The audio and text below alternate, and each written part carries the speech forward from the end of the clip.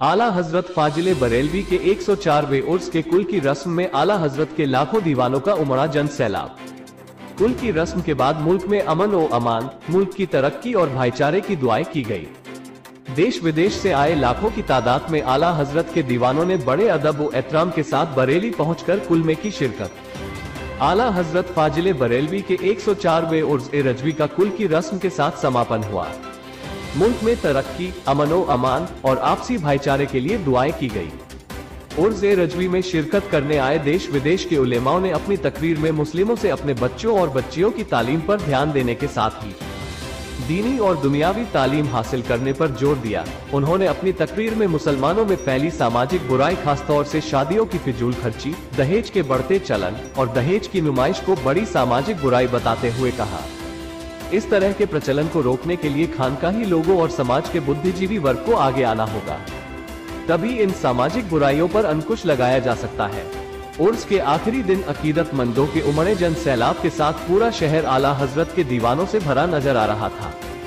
दरगाह आला हजरत से लेकर इस्लामिया ग्राउंड तक और शहर के चारों तरफ उर्स में उमड़ी लाखों की भीड़ का आलम यह था।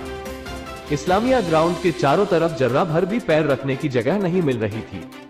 देश विदेश से पहुंचे आला हजरत के दीवानों की आला हजरत के लिए दीवानगी साफ दिखाई दे रही थी। दोपहर बाद नमाज जुमा 2:38 पर कुल शरीफ की फातिहा के बाद उर्स का समापन हुआ। इस दौरान आला हजरत जिंदाबाद, मसल के आला हजरत जिंदाबाद के नारों से पूरा शहर गूंज उठा। आज आला हजरत के दीवानों की दीवानगी का आलम यह था, लाखों की तादाद में नौजवान, बुजुर्ग और बच्चे सर पर टोपी या लगाए हर सिमत नजर आ रहे थे।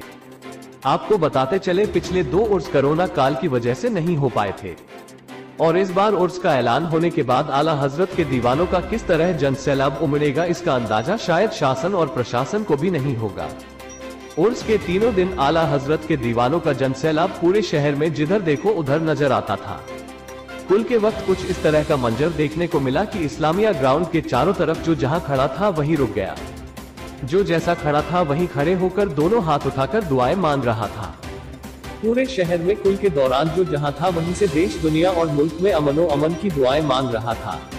गौरतलब है, कुल की रस्म के वक्त दरगाह आला हजरत इस्लामिया ग्राउंड मथुरापुर के मदरसा जामियातुर रजा में उमड़ा हुजूम का आलम यह था कि भीड़ चीरे नहीं चीर रही थी। जैसे ही कुल की फातिहा शुरू हुई, मानो उस वक्त पूरा शहर थम गया हो। इस्लामिया ग्राउंड में सभी दरगाह प्रमुख सुभान रजा खान सुभानी मियाँ की सरपरस्ती में सज्जादा नशीन इंसन मियाँ की सदारत और सैयद आसिफ मियाँ। बरेली से रफी मंसूरी की रिपोर्ट। हजरत क्या नाम है आपका? नासिर कुरैशी, मीडिया प्रभारी दरगाह। आज जो कुल का प्रोग्राम चला है, आला हजरत फाजिले बरेलवी का उर्स 21 सितंबर से यहाँ मनाया जा रहा था। आज 23 सितंबर, जैसा अभी आपने देखा कि जुमा के रोज 2:38 पर यहाँ कुलशीफ की रस्म अदा की गई। इसी के साथ 3 रोजा उर्स का इख्तिताम हुआ। इस उर्स रजवी के स्टेज से दरगाह आला हजरत के सज्जादा नशीन मुफ्ती एहसन रजा खां कादरी, एहसन मियाँ साहब का पैगाम मुफ्ती गुलफाम रामपुरी साहब और मौलाना जाहिद रजा साहब ने पढ़कर सुनाया। उन्होंने कहा कि मुसलमान अपने बच्चों और अपनी बेटियों और बच्चों का खास ख्याल रखें। जब वो बालिग हो जाएं तो उनकी वक्त पर उनकी शादियां और निकाह कर दें। कुछ ऐसे मसले पिछले दिनों में आए हैं कि बच्चियों ने गलत कदम उठा लिए, इस वजह से कानून व्यवस्था को भी खतरा होता है।